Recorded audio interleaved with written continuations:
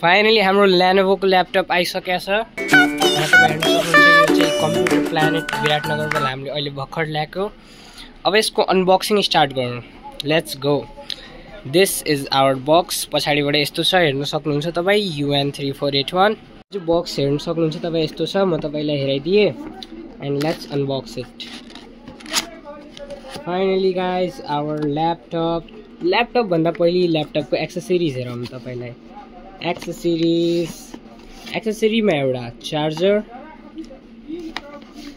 अनि एउटा charging duck cable. अब चाहिँ हाम्रो ल्यापटप फाइनली बाहिर आउन गइरहेछ गाइस। Look at this. यो हाम्रो ल्यापटप। अब डब्बा केही काम छैन।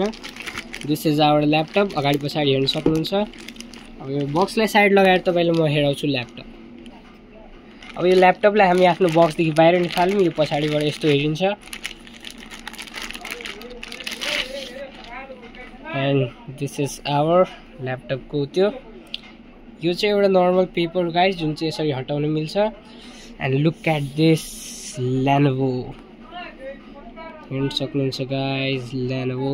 पछाडिबाट केही यस्तो देखिन्छ वारेन्टी स्टिकर। फाइनली गाइस यसलाई स्टार्ट गरौँ। अब हेर्न सक्नु गाइस इट्स इभो। यहाँ तपाईले ल्यापटपको इन्टरफेस हेर्न सक्नुहुन्छ र तपाईले म आफ्नो च्यानल देखाउँछु। Guys you can see our channel melodies by Ujjwal. तपाईले हेर्न सक्नुहुन्छ मेरो च्यानलको नाम। यहाँ गएर आज हामी यो ल्यापटपको साउन्ड टेस्ट गर्नेवाला छौं। Look at this sound test. यस क्वालिटी पनि डिस्प्ले क्वालिटी चेक गर्न सक्नुहुन्छ तपाईले। धेरै राम्रो डिस्प्ले क्वालिटी छ and sound quality is also very best.